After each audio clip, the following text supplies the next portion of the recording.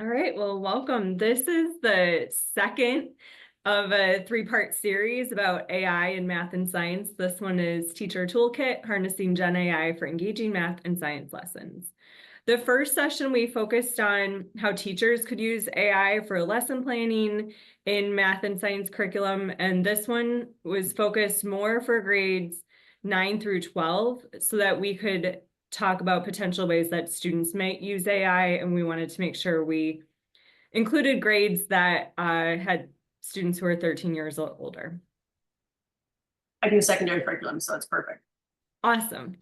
And if you want to, you already told me where you're from, Lisa, but if you want to share in the chat, I'll go ahead and read the land acknowledgement. I am actually joining from Chicago, Illinois, but I've done work with a number of districts and boards up in Ontario and Canada. So the city of Chicago is located on land that is and has long been a center for Native peoples. The area is the traditional homelands of the Anishinaabe, or the Council of the Three Fires, the Ojibwe, Odawa, and Potawatomi nations. Many other nations consider this area their traditional home, including the Miami, Ho-Chunk, Menominee, Sac and Fox, Peoria, Kaskaskia, Wea, Kickapoo, and Mascoutin. The city specifically acknowledges the contributions of Kitahawa of the Potawatomi in fostering the community that has become Chicago. We acknowledge all Native peoples who came before us and who continue to contribute to our city. And I do have a disclaimer for our presentation today.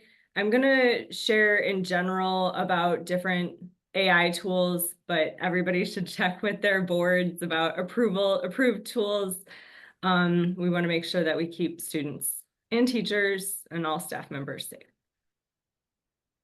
So my name is Rachel Fruin. I'm the Director of Professional Learning at ALP. And as I've been learning about AI and really dug into this topic, I have found it really important to me to highlight my humanity and my human skills. And I hope that we can amplify our own strengths in a world of Gen AI. And in particular, my strengths from the StrengthsFinder test are futuristic and ideation. I think those two go hand in hand with generative AI. And so when I stand in front of teachers or educators, I think it's not like I have something that they don't have. People have different hesitation or caution around generative AI, skeptical. Other people are gung-ho, try it all, hype, excited.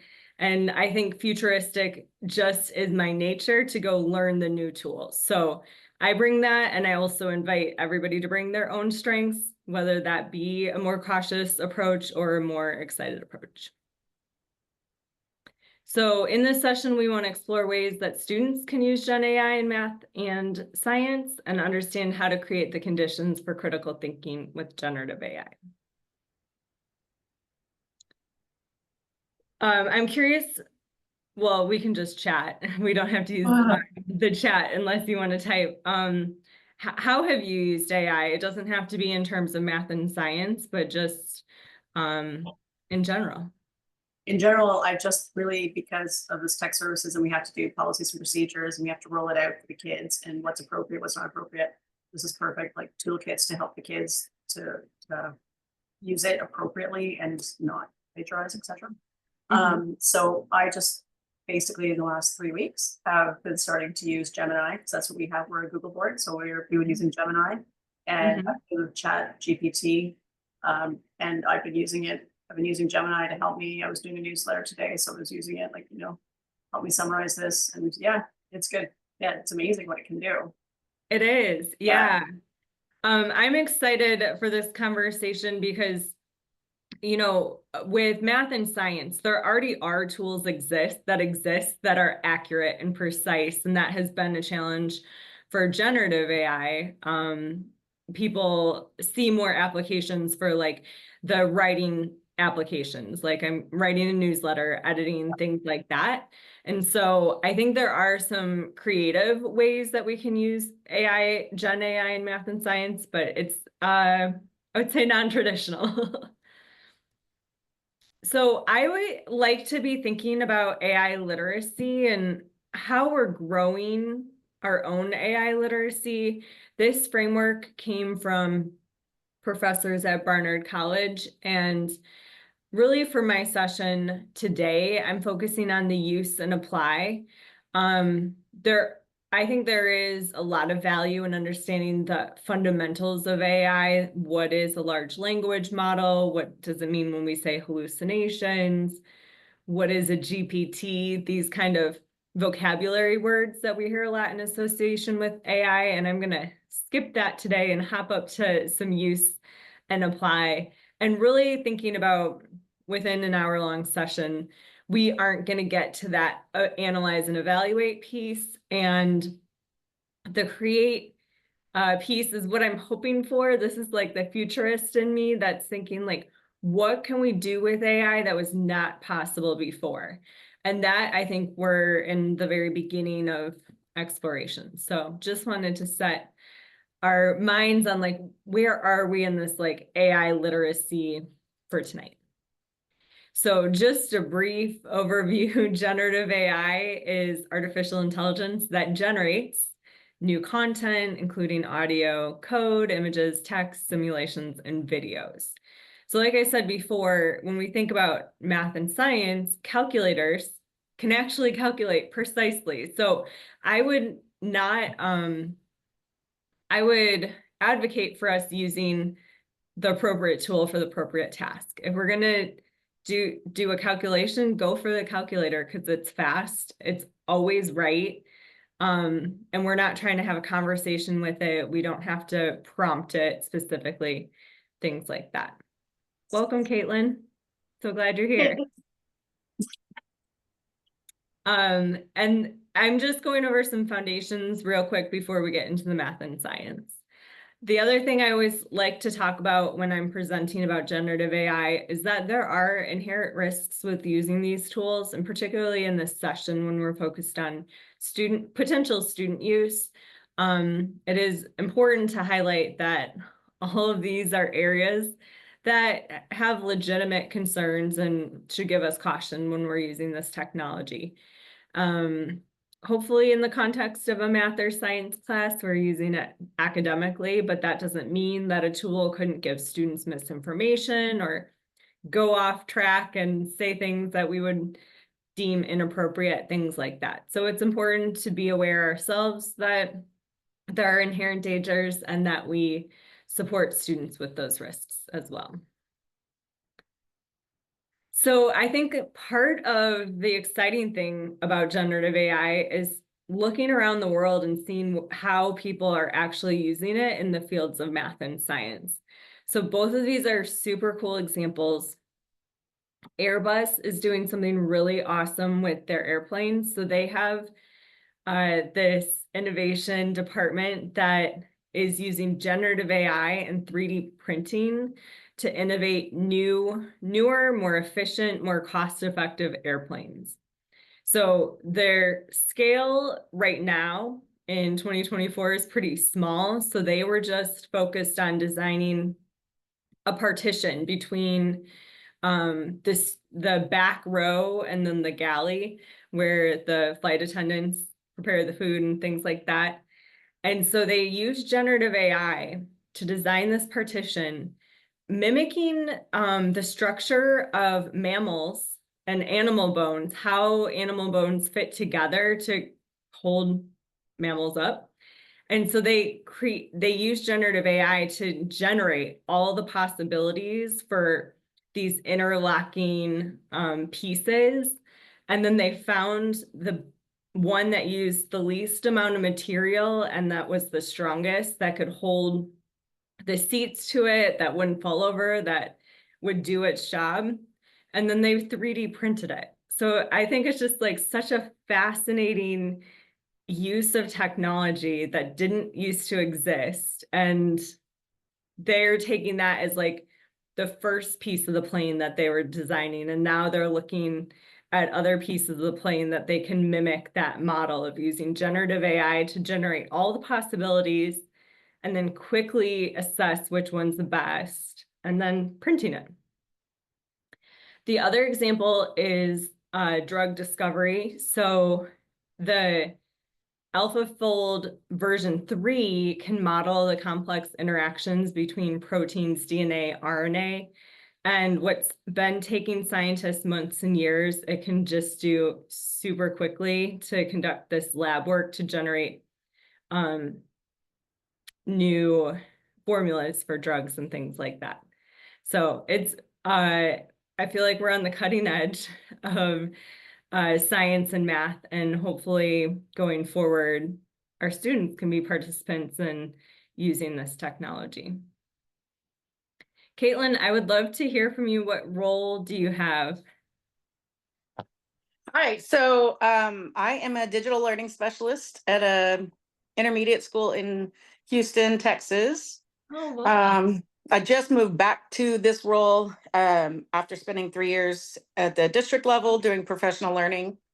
And just because all the excitement, around AI and technology, I needed to get back into the digital learning world. I couldn't do as much as I wanted to in the previous role. So and I'm really interested in this is the first webinar I've really seen that, from your experienced partnerships and organizations that focuses on science and math. And I am not a science and math girl. Mhm. So I want to learn more about how I can help teachers in those two subject areas. Awesome. Thanks for being here and thanks for sharing. I guess I gave an introduction where I talked a little bit about my humanity versus machines, but my background is I taught high school math for 15 years and then transitioned into consulting and ed tech consulting about 5 years ago. So I do love math and science, and it is important to me that we create opportunities for math and science teachers and all teachers to recognize that what the applications are and to do them well. What I've seen a lot with AI is like, if you have like an uninteresting or nondescript first experience with a GPT, you're like, oh, it doesn't work for that. I was a little guilty of that too. Like, it's not good for that task until I realized that I was the problem. Like, oh, you just have to ask it a better prompt, Rachel. And I'm noticing the same thing in classrooms where well-intentioned teachers are trying things with students and it's not going great. It's not going poor. Like I haven't seen any like off the rails bad things happen, but I have seen places where we could do better to equip our students before starting an AI task. And I'll talk about some of those things as we get into it. And particularly, I wanted to think about critical thinking and engaged learning. There's a lot of different directions we could go with this. But something I always want to be mindful of is we're not doing AI just for the sake of AI. Just because it's here doesn't mean we have to use it, doesn't mean it has to be a part of every lesson. And I really want to empower teachers to make those decisions, but also to have enough information to make the decisions. So I like this question, like starting off with what is a challenge you're facing with instruction right now? Because let's try to solve that with AI versus just saying you could do this with AI or try that. One of my concerns is that a lot of the activities I'm seeing are kind of novel, which is great for engagement today. But if every teacher is doing them like once a week, I think they'll be less exciting in 6 months from now. So if we could take it from an instructional lens and say like, oh, I have this problem. Kids are really sleepy during my sixth period at 1:20 p.m. Like, what can I do about that? How can I use AI? And really thinking about engaging students in new ways and combining that with good practice. So the really successful lessons I've seen with AI have this like fluid mix of direct instruction, student collaboration, and AI. So I've seen it where like two students will work on one device and they'll be chatting with a chat bot. But that way they have to talk to each other about what they want to say, and they're processing out loud with each other as one of them is typing in their computer. So that's one way. And then for the teacher to pause the conversation, have a class discussion. What are you chatting with the chat bot about? Is the response valid? What do you think about that? And really making it a human activity as much as it is an activity on the device. So I would like to share this link with you and have you read it, and then we'll discuss. This is, I promise we will get into the math and science examples, but even before that, I think both of you in non-math and science areas might be interested in just this classroom look for document. So if you were gonna go see a teacher doing generative AI in their class, whatever that is, how would we know it was successful? What would that mean? So I want to give you each a few minutes to read this activity, and we'll just do like a notice and wonder and see if there's anything that you would add to this document. But why don't we do, let's do like a 4-minute read. So if we do, we can turn our cameras off, read the document, and I'll bring us back together in 4 minutes. How does that sound? That works for me. Thank you.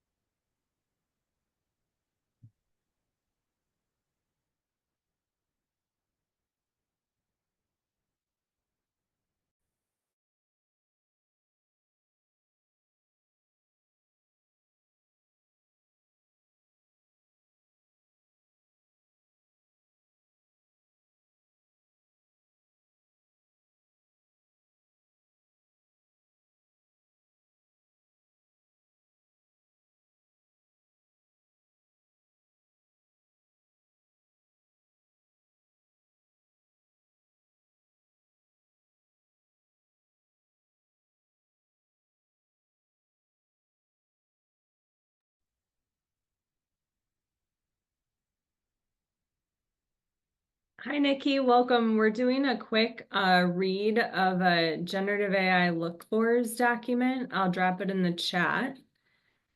And we're going to come back together in about 3 minutes to discuss it. But the idea of this document is that we want to have a picture of what success looks like when we see generative AI in action in the classroom. If students are using it, how are we going to know that it's successful?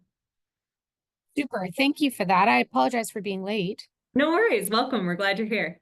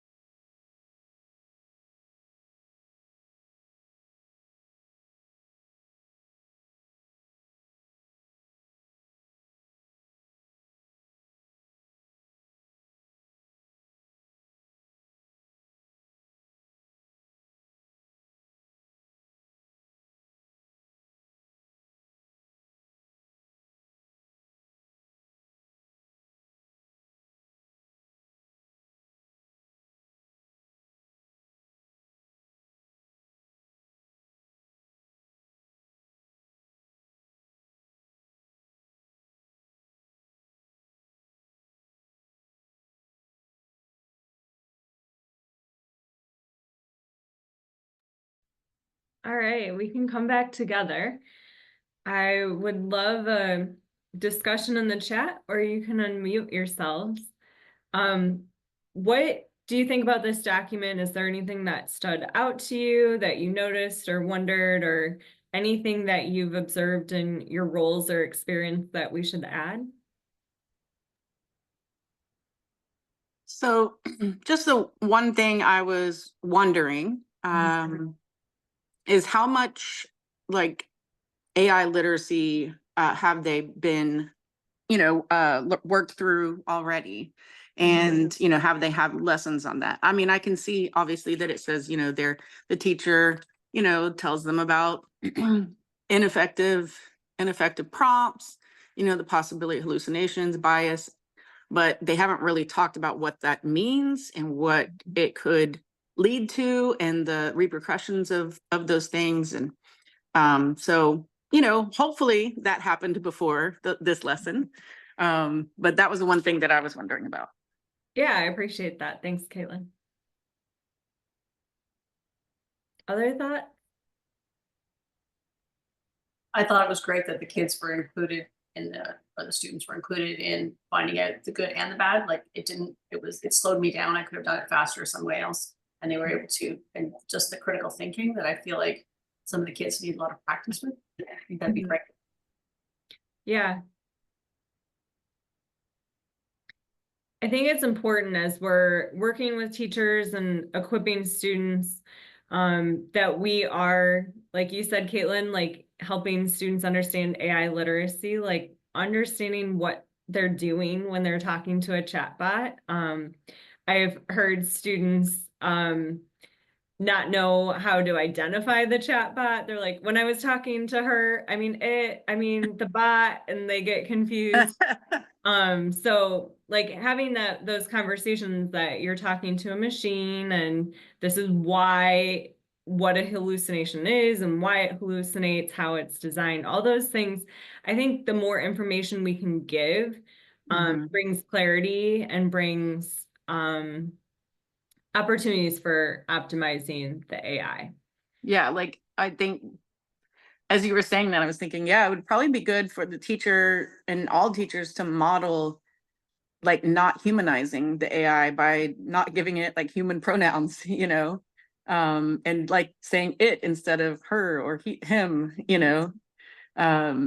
so that's something new that I hadn't thought about before, but I think that would help to make, some of these cases that we've seen about kids getting too attached to these AIs. And the other thing I noticed and I appreciate is on the second page, well, let me flip back over there. One of the last bullet points, I think the third to last bullet point, it says the use of AI enhances the learning in ways that would not be possible without it. And I know that is a SAMR, part of the SAMR framework, right? Because that's what we say for redefinition in that framework, that we aim to use technology not just as a replacement, but as a redefined way in ways that it wouldn't be possible without it. So I appreciate that was put in there too. Great. Yeah, what I've noticed when I've been in classrooms watching AI, partly there's just a learning curve for students and teachers. So sometimes it's not gonna like be so exciting and amazing that we're just like floored at what AI can do. Partly you're just trying to do a lesson and introduce students to it, and you're new to it, and you're making sure your tools are working on the back end. And there's a ton of grace for teachers who are learning how to do that. But then I also have been in schools, and I like heard one student say like, oh, I was watching that TikTok about ChatGPT, and it just made me realize that students were learning on their own through social media, through TikToks and YouTube, while other students are not learning anything at all. And some students feel agency to use it because nobody said they couldn't, and other students feel like they're going to get in trouble if they use it, that nobody told them they could use it, so they're breaking the rules. And so the more discussion teachers can have with their students, the better, so that we're talking about equity. Like if some students are learning at home and other students aren't, then we have to be the ones who are equipping them. So feel free to use that observation document if it's helpful for you or teachers that you work with. And part of this gets into prompt engineering. I won't go deep into this, but just a call out that better prompts lead to better results. And I think teachers aren't so familiar with this. I think a lot of people are trying it, which is great. And we're just asking chatbots questions. Like, just tell me this, tell me that.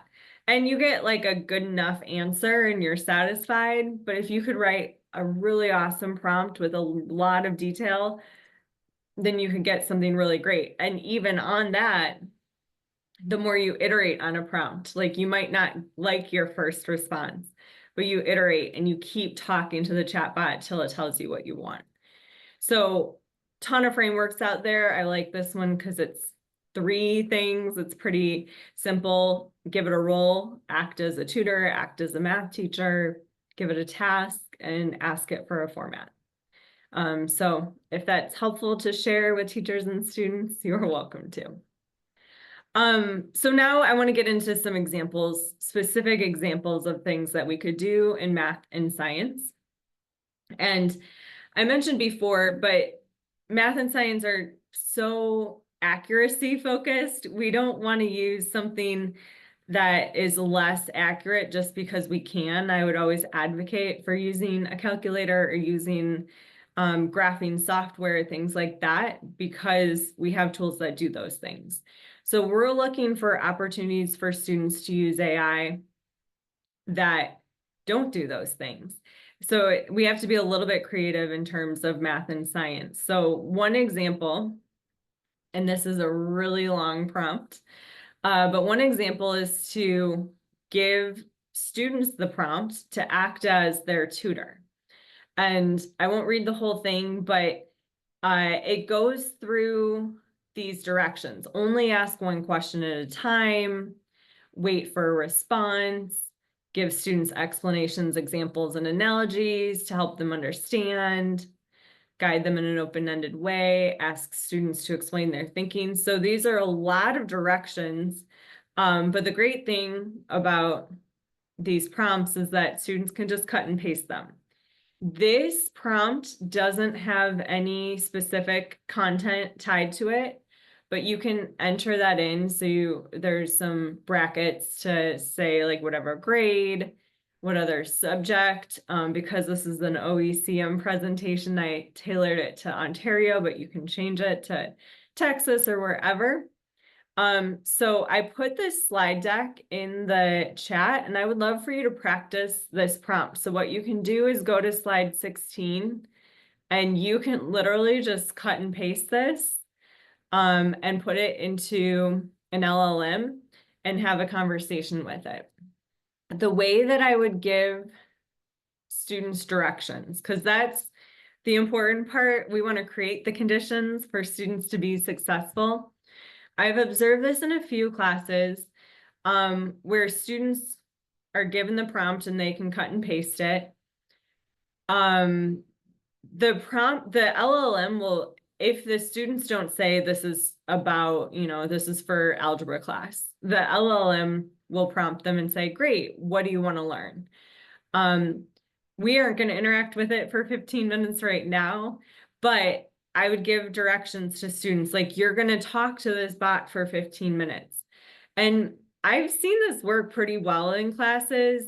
It's different than a worksheet, like you just get through the worksheet and you're done. But I think our students are really used to the kind of like infinite conversation model from social media. So it's not surprising to them that the conversation just keeps going on. So again, we can do some cameras off and come back together in 4 minutes. Enter the prompt and then just keep talking to it. See, and you can use whatever subject you want, whatever curriculum you're comfortable with, but see what it feels like as a study tool to engage with this, and then I'll pull us back together in 4 minutes.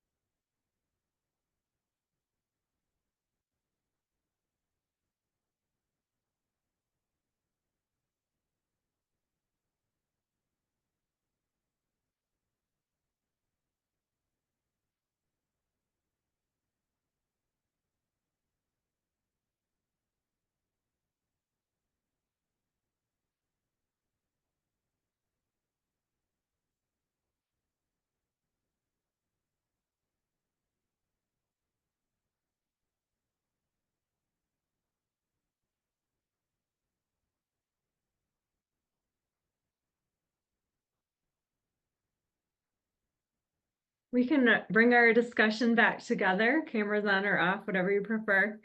I'm curious, like, how any of these discussion questions I have on the left-hand side of the screen, how would students engage in this prompt? You know the students in your school board, so would this be something they would spend time interacting with? Who would benefit from this prompt? Obviously, I don't want anybody to share names on the Zoom, but if you could think of any students who would particularly like studying this way, what challenges or opportunities does this prompt present? Or does a prompt like this solve an instructional challenge that you face, such as personalized instruction? I'm happy to talk about any of those. I think it's important if we are trying to design instruction and we have an example prompt to sit and reflect on how it impacts student learning.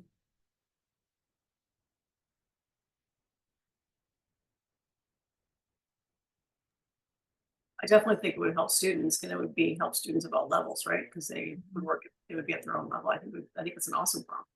Mm-hmm. That's great. I was surprised at how effectively it worked, actually. I copied and pasted the prompt over. I teach anatomy and physiology, so I dove into a bit of a conversation, and I think my students would enjoy it because it was like having a tutor sitting next to them. You could, it kept prompting you along the way. It was interesting. I've never done that before. Great. Thanks for sharing, Nikki. I think it's really helpful because the prompt is so detailed.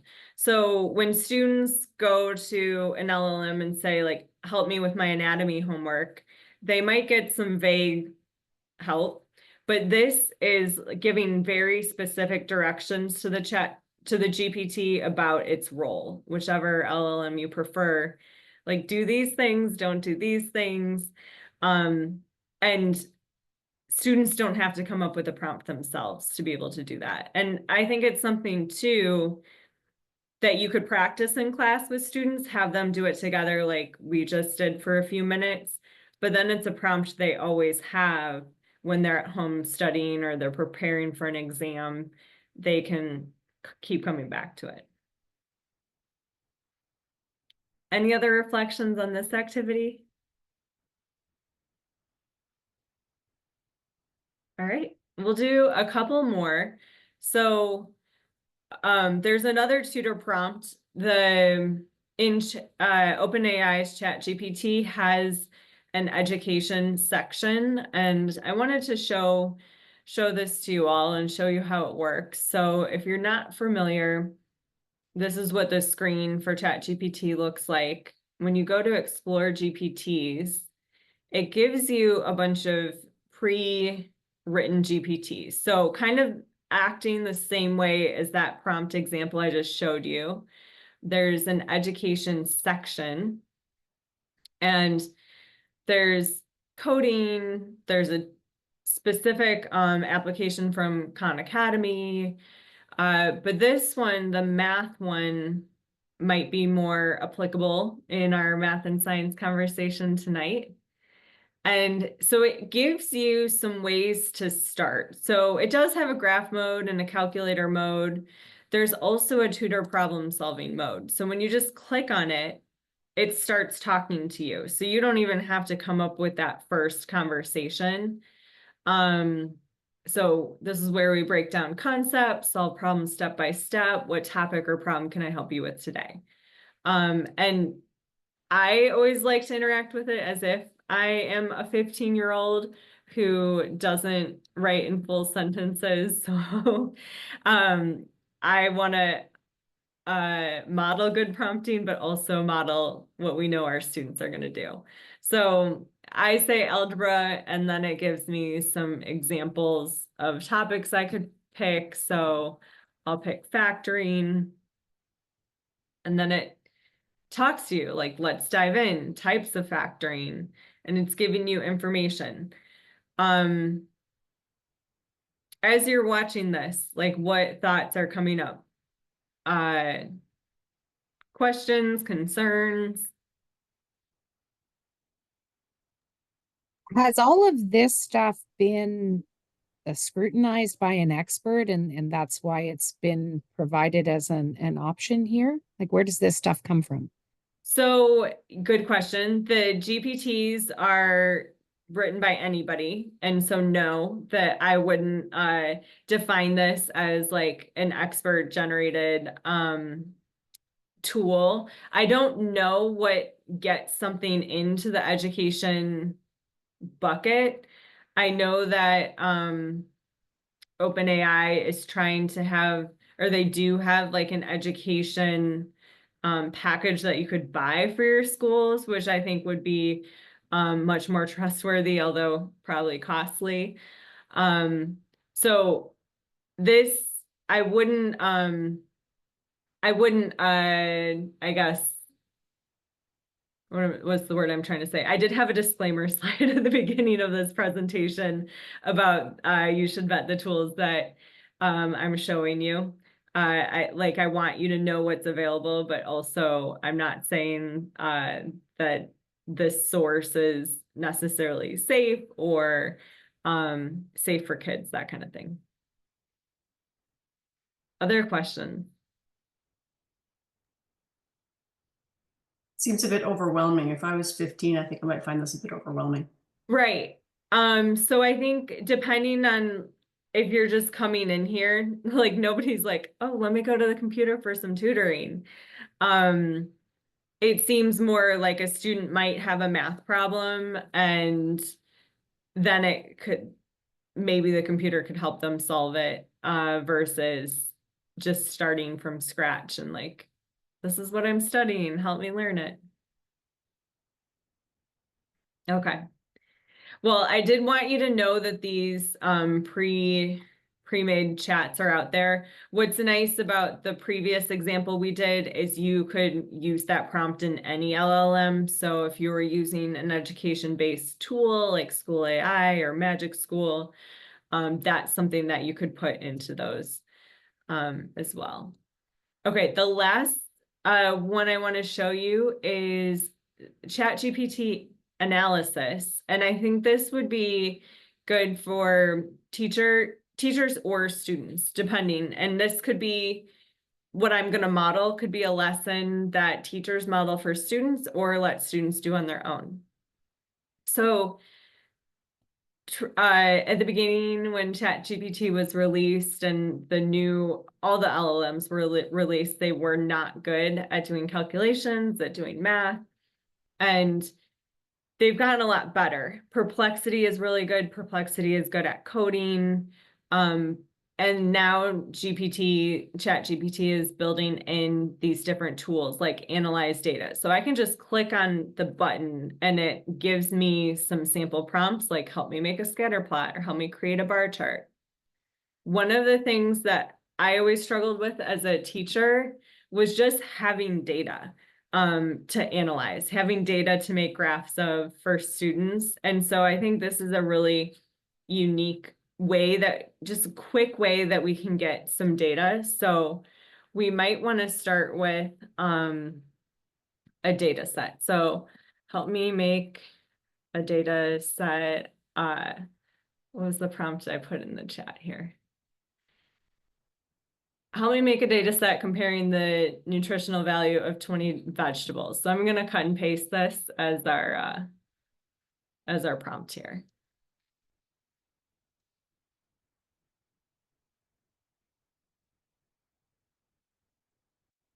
All right, so it's making us a data chart. It's picking 20 vegetables. I could have specified which ones I wanted.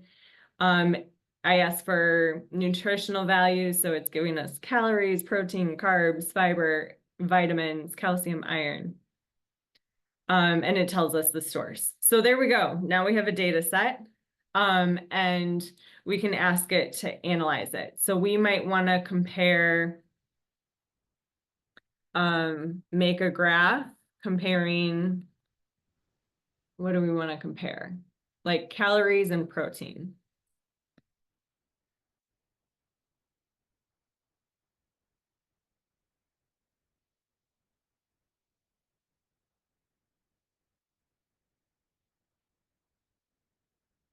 So it's thinking.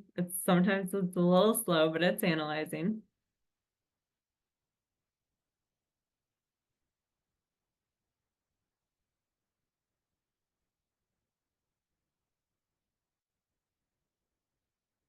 So there we go. We've got a graph comparing calories versus protein and vegetables. And it comes up with some sample prompts of what we might ask next. Can you visualize fiber content too, or show the highest vitamin A vegetables? So I'm just going to click on this as an example of another, like, keep the conversation going. So let's show the highest vitamin A vegetables.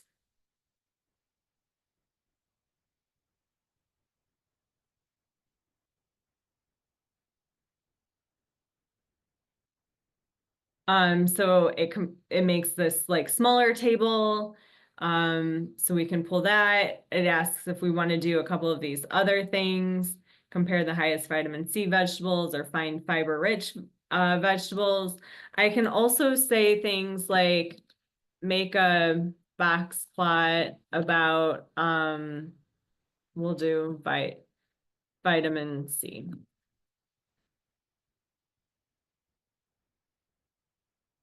So I can ask for different types of graphs.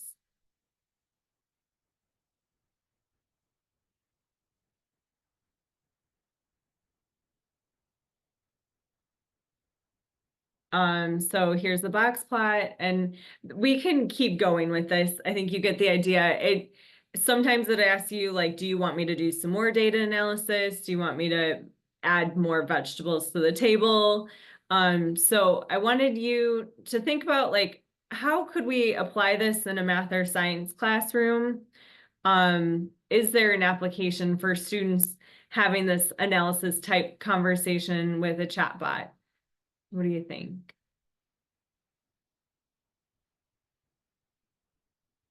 A few of the discussion questions to prompt your thinking. How would this activity compare to giving students a worksheet with the same data?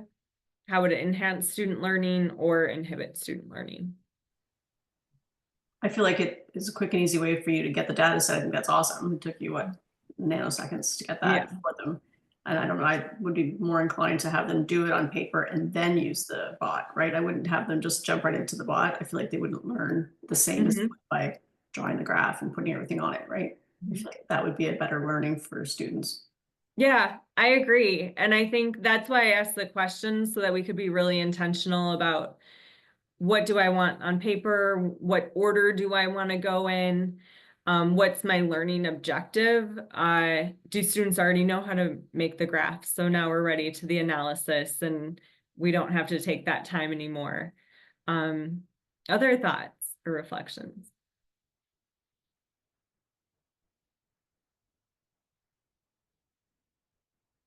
Sometimes I wonder how much students are ingesting, if they're just like clicking the button and the GPT is creating content, are students consuming it is it sticking? Yeah, like they're not even typing the questions, right? They're just clicking Right. the questions. They're not even typing the questions. So Yep. I think it's incredible how efficient it can be from a time perspective. So if you have limited class time, if you don't have the capacity for having that immediate data set, or once the students have had the opportunity to start plotting some of this on a graph, okay, we're going to pause here, I'm going to show you what it would look like when you're done, and you can fit more into limited class time perhaps. Yeah. You could also like break it up, do like a class activity where the teacher makes the data set and then it like say, okay, who's going to analyze vitamin A? Who's going to analyze protein? And different students in the class could be doing different pieces of the data set.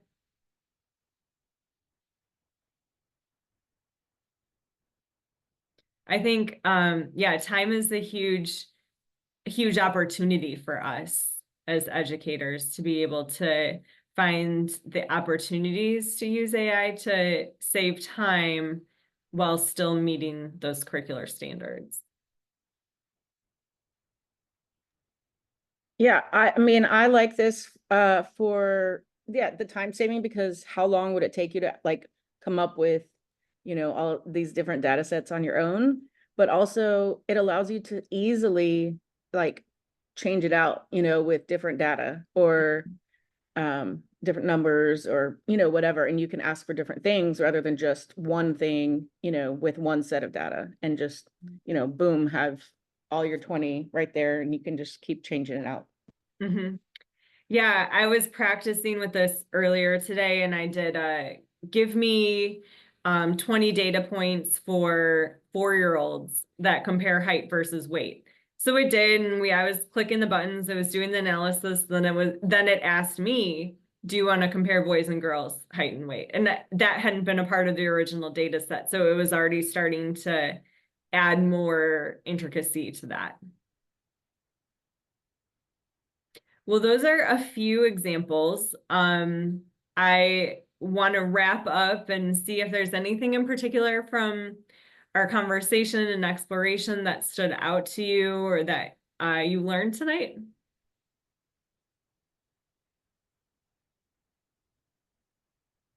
Well, I really love the look fors, and our district has not allowed AI for students just yet, but I'm working on that. But this would be a really good way to start it with those look fors and start with like one team or department or whatever and have them bring that out, and then really, with those look fors, that would be something to calibrate on with other specialists, administrators, just anybody who goes into that room knowing what to look for, because this is new for everybody. So they're evaluating and they're coaching and everything is different. They don't have this on their t-tests or on their evaluation system. So I like the look fors that you came up with. Thank you. Yeah, we're in the same boat. We're just starting to introduce it to the students, and some of them are using it, whether we're introducing it or not. So that's why we're trying to get on board.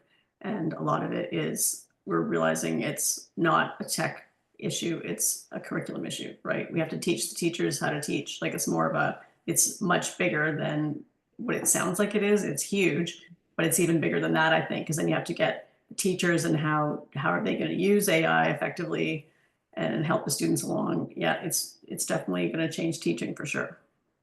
Yeah, and it's changing assessment, what assessments students can do at home versus in the classroom and with and without technology. And it's changing how assessment's done, right? Like if the teachers do their assessment they have to do it without the use of AI, right? So the kids can't use AI. So it's going to be a whole new change in how they assess as well. Yeah, definitely. Yeah, my English teachers are so frustrated right now because they just know, the kids are using it, and it's so defeating for them, like I feel bad, because I'm like the AI person, and I feel like they're mad at me even though I didn't tell their students to use it. And they're not using it at school. We have everything blocked on student devices. Any AI thing, even things that you can use with teachers or whatever. So that's frustrating. But yeah, I mean, the kids go home or they use their phones or whatever, and they can do whatever they want. The problem is, of course, the gap that's going to happen because of this. If the students who don't have personal devices or don't have, access to internet or things at home, then they can't really compete with the kids who are using AI to, cheat or to, make things better. So yeah, that's interesting, the situation. I think that's why you need your board to get on board. We need our boards to get on board, to get the teachers to a place where they can say, sure, if you're going to use it, you got to cite it. This is how you cite it, right? And then get the kids to a place where they can say, yeah, I did use it, and admit that they're using it. That's half the battle, I think.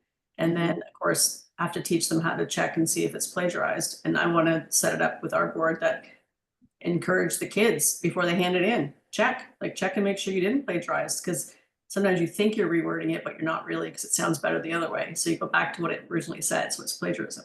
So try to get the kids to say, hey, check it yourself. Yeah. So it's such a huge learning curve for everyone. So we almost all have to start at the same time.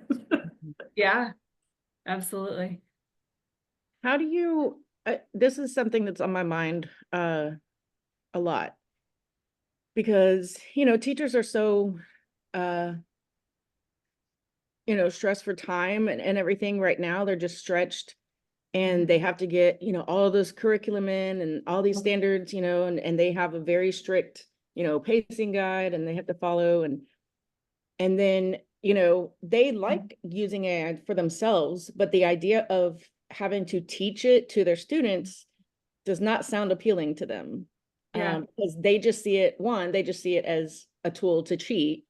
And so shifting that mindset, is something I'm working on. But also, like, they don't have time, essentially to to do all this stuff. I mean, this would be amazing. And I think some of my teachers might, try to do something like this, but until I can help them shift from thinking that it's just going to take too much time or whatever, it's kind of like doing routines and procedures at the beginning of the year, or revisiting them. It may take some time now, but it's going to save you time in the long run. Yeah. Yeah, I would advocate for like a district-wide plan too, because if we just need to equip all students who are age appropriate, like 13 years and older,